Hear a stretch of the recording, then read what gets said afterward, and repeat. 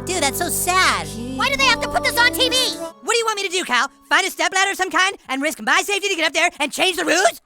Dude, the thing is, we're not the ones that made them crack babies. That's their mom's goddamn fault. Yeah, I'm sure that's what Cartman would say, too. I do not sound like Cartman, goddammit! McDonald's French fries and KFC gravy. The French call this poutine. Of course you don't have desire to own slaves, son. Neither do I. Well, what the heck do we do now?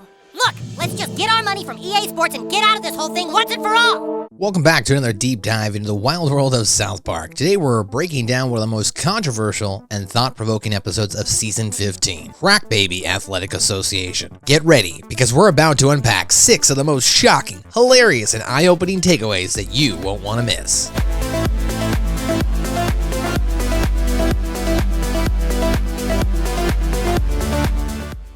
Takeaway number 1, satirizing the exploitation of college athletes. The episode cleverly mocks the exploitation of college athletes, drawing a parallel between crack babies and NCAA players. Cartman's Crack Baby Athletic Association is a twisted reflection of how colleges profit from their athletes without paying them a dime. South Park is holding up a mirror to the real world, pointing out the absurdity of making millions off of unpaid labor, much like the ongoing debate at the time around whether college athletes should be paid. So what, you would make money off of my child? That doesn't seem fair. I don't make the rules, ma'am. I just think them up and write them down. Now, if you'd be willing to sign right here, we can get things rolling for Can't you change the rules? Ma'am, the Crack Baby Athletic Association is a storied franchise. It was founded over 12 days ago with a firm ethical code that strictly states benefits to players is detrimentalized to their well-being.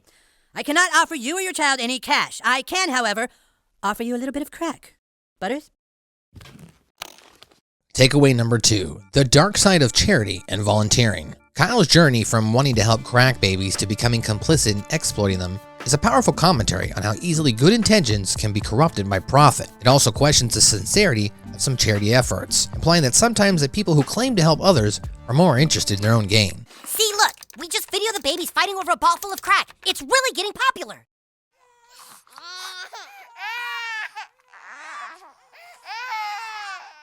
I mean, it's cool because, like the commercial said, the crack babies had nothing before.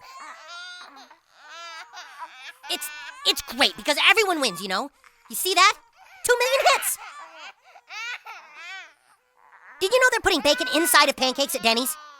Takeaway number 3, EA Sports and corporate greed. When the boys try to partner with EA Sports to create a video game, they're quickly swindled out of everything. This, of course, is a direct jab at big corporations like EA Sports, known for their controversial business practices. South Park is highlighting the ruthless nature of corporate greed, where the little guy gets crushed, and the big companies will walk away with all the profits. Sure, we here at EA might have made all the money, but you little workers had a chance to make something of yourselves. I'd give you some free video games, but it's against the rules. You can't do this! We were gonna build an orphanage, so the crack babies had somewhere to go! Oh, well, fuck 'em, and fuck you too. I piss in your faces.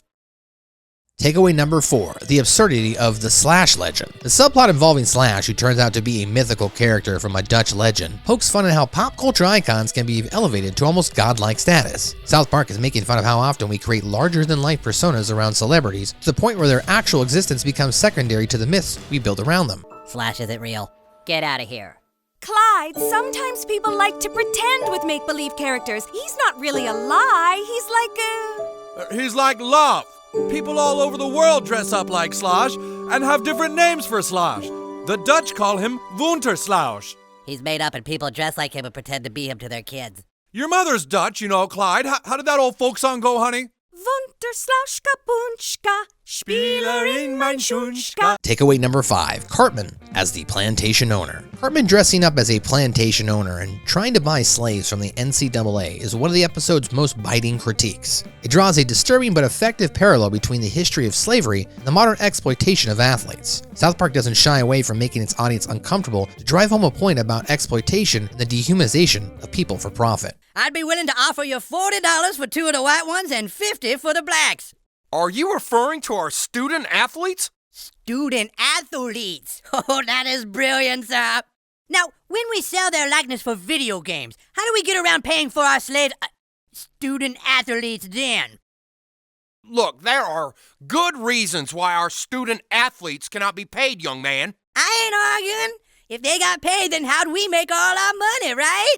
Takeaway number 6, the unlikely conclusion. Despite all the chaos and failed schemes, the episode ends with a surprising twist. The orphanage that Kyle wanted to build for the crack babies is mysteriously under construction. This unexpected development leaves the boys bewildered, especially when the boys find clues suggesting that Slash might have been involved after all. This ending shows that even in the midst of their most cynical and profit-driven plans, something good can still come out of their actions, even if they don't fully understand how or why it happened.